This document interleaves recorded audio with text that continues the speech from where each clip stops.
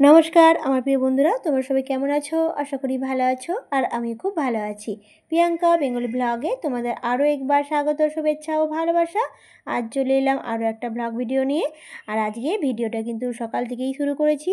তো দেখতেই পাচ্ছ, সকাল বলতে খুব কিন্তু সকাল নয়, প্রায় 11টা বেজে গিয়েছে। আর আজকে 11টার সময় ভিডিওটা আমি শুরু করলাম। তো প্রকৃতিটা তোমার সাথে কিছুটা শেয়ার করে নিয়েছি, তারপরে কিন্তু আমি শুরু করলাম রেসিপি। আর আজকে সমস্ত সবজি কিন্তু কেটেই নিয়েছি। তোমার দাদাভাই কিন্তু কুঁদরি এনেছিল আগের দিনই, সেটা ভিজেছিল। আর এছাড়া কিন্তু তোমার দাদাভাই যে দেখো এটা গরুই মাছ ধরেছে। আর এই গরুই মাছটা আমাদের মানে সামনে যে জল রয়েছে না, সেখান থেকেই মানে জালে পড়েছে, সেটাই কিন্তু রান্না করব আজকে। তো আজকে কিন্তু দুটো রেসিপি হবে শুধুমাত্র, গরুই মাছের ঝাল, এছাড়া রয়েছে মানে গরুই মাছ শুধু নয়, এটাকে ল্যাঠা মাছও বলে। যাই হোক বন্ধুরা, এই ল্যাঠা মাছের ঝাল করব আর কুঁদরি কিন্তু চচ্চড়ি করব বড়ি দিয়ে, একদম একটু অন্যরকমভাবে। তো চলো বন্ধুরা, রেসিপিতে চলে যাই আমরা। প্রথমে আমরা চলে এলাম মানে বড়িটাকে ভেজে নিচ্ছি প্রথমে, কারণ কড়াতে তেল দিয়ে বড়িটাকে প্রথমে ভেজে নিলে কিন্তু মানে রান্না করার সময় বড়িটা দিতে সুবিধা হবে। সেই জন্য বড়িটাকে প্রথমে ভেজে নিচ্ছি বন্ধুরা। আর এই বড়িটা কিন্তু বড় বড়ি, মানে শীতকালের সময় যে দিয়েছিলাম বড়িটা, সেটা কিন্তু সারা বছর চলে যায় মোটামুটি।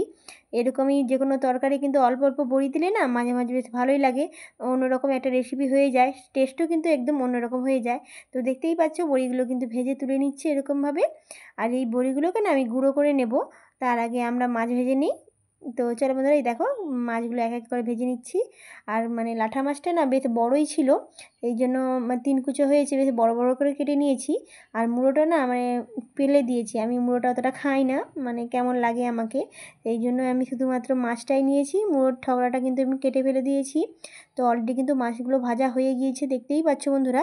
এবার আমি তুলে নিচ্ছি আর তারপরে কিন্তু আমরা রেসিপিতে চলে যাব। তো দেখো বন্ধুরা, অলরেডি সব মাছগুলোকে আমি তুলে নিচ্ছি, সব ভাজা হয়ে গিয়েছে ভালোভাবে। তো অলরেডি আমি এক এক করে সব মাছগুলো রেখে নিচ্ছি। আর দেখো এখানে কিন্তু বড়িটাও কিন্তু আমি গুঁড়া করে নিয়েছি, বলতে গেলে একটু ভেঙে নিয়েছি। এবার দেখো আমরা রেসিপিতে চলে যাচ্ছি।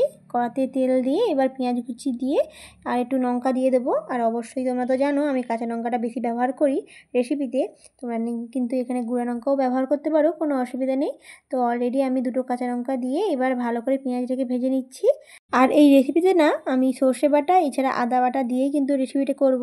আর আদা অবশ্যই একদম অল্প করে দেবো আদাটা, আর একটু সর্ষেটা একটু বেশি করে দেবো। তো অলরেডি কিন্তু আমার ভাজা হয়ে গিয়েছে বন্ধুরা, আমি কিন্তু টমেটোটা দিয়ে দিচ্ছি। আর টমেটোটা একটু বেশি করে দিয়েছি, এখানে টমেটোটা দিলে না একটু বেশি মোটা মোটা মানে ঝোলটা হয়, বেশ ভালো লাগে। আর দেখো পরিমাণ মতো নুনটা দিয়ে দিচ্ছি, টমেটোর উপর এখানে নুনটা দিয়ে দিলে টমেটোটা কিন্তু জলদি গলে যাবে, এছাড়া কিন্তু ভালোভাবে মানে মশলাতেও কিন্তু নুনটা ভালোভাবে প্রবেশ করবে, সেই জন্য নুন এবং হলুদটা দিয়ে এবার মানে সরষে বাটাটা দিয়ে দিচ্ছি। তো অলরেডি দেখতেই পাচ্ছ সরষে বাটাটা দিয়ে একটু জল দিয়ে দিচ্ছি, মশলাটা নিচে লেগে যাবে না, এছাড়া কিন্তু সুন্দরভাবে মশলাটার সঙ্গে মিশে যাবে, মানে এই যে সবজিগুলো দারুণভাবে হয়ে যাবে এখানে নাড়াচাড়া কিছুক্ষণ করলে। তো অলরেডি আমি সরষে বাটা দিয়ে কিছুক্ষণ নাড়াচাড়া করে নিচ্ছি। আর টমেটোগুলো না একটু কেটে দিয়েছি, কারণ অলরেডি মানে অনেকটা সেদ্ধ হয়ে গিয়েছে।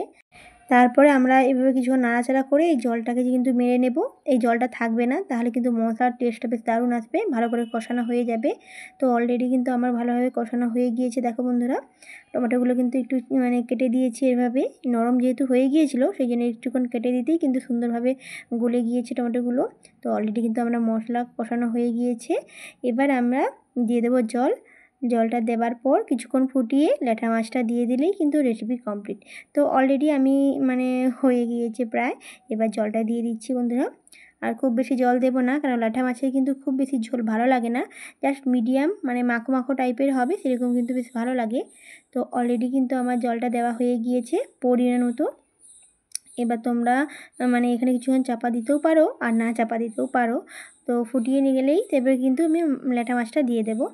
তো দেখো বন্ধুরা অলরেডি মানে হয়ে গিয়েছে, কিছুক্ষণ ফুটে গিয়েছে। আর আমি যে বড়িটা ভেজে রেখেছিলাম না, অল্প করে এখানে দিয়ে দিচ্ছি, এতে কিন্তু বেশ টেস্টটা অন্যরকম হবে।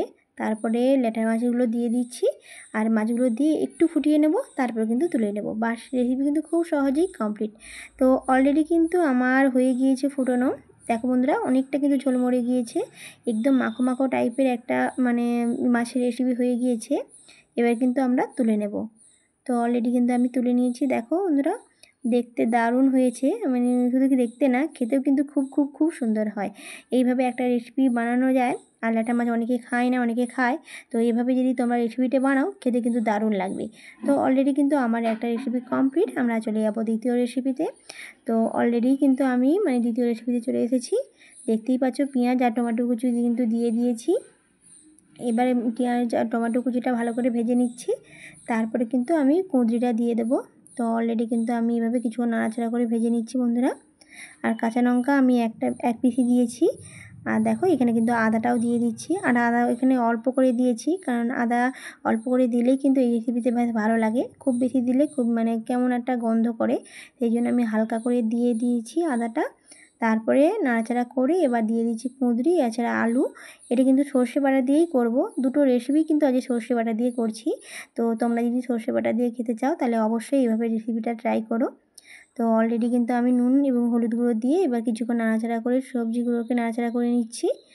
আর দেখো এভাবে কিছুক্ষণ নাড়াচাড়া করলে কিন্তু হয়ে যাবে। আর সবজিগুলোকে একটু কিছুক্ষণ নাড়াচাড়া করে কিছুক্ষণ চাপা দিয়ে দেবে, তাহলে কিন্তু সবজিগুলো না অনেকটা জলদি সেদ্ধ হয়ে যাবে।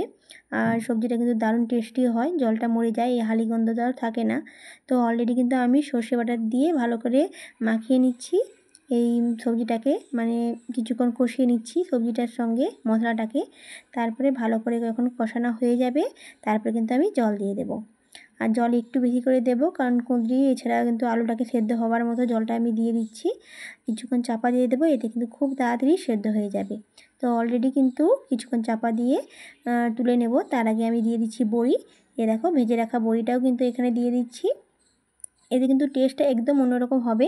তো মাঝে মাঝে যদি কুঁদরি চচ্চড়ি তো অনেক রকম খাওয়া যায়, তো এভাবে যদি তোমরা একবার বড়ি দিয়ে যদি রান্না করো কুঁদরি চচ্চড়ি, খেতে কিন্তু দারুণ লাগে। তো অলরেডি কিন্তু আমি সিদ্ধ করে নিয়েছি, কিছুক্ষণ চাপা দিয়ে। আর এই যে জলটা রয়েছে না, এটা কিন্তু থাকবে না। যেহেতু সিদ্ধ হয়েছে, এগুলো কিন্তু একটু কেটে নেব, তাহলে কিন্তু দারুণ হয়ে যাবে। তো দেখো বন্ধুরা, এই যে একদম কিন্তু মাখা মাখা হয়েছে। আমি কিন্তু আলু আর কুঁদরিগুলোকে না একটু খুন্তি দিয়ে কেটে নিয়েছি, এতে কিন্তু বেশ বসা বসা টাইপের হয় সবজিটা। তো অলরেডি কিন্তু রেসিপি তুলে নিয়েছি, দেখো খুব সুন্দর কিন্তু একটা রেসিপি কমপ্লিট। শুধু দেখতে না, খেতেও কিন্তু খুব ভালো লাগে। তোমরা কিন্তু অবশ্যই বাড়িতে একবার ট্রাই করো, আর খেয়ে কমেন্টে জানিও কেমন লেগেছে তোমাদের আজকের এই রেসিপিগুলো।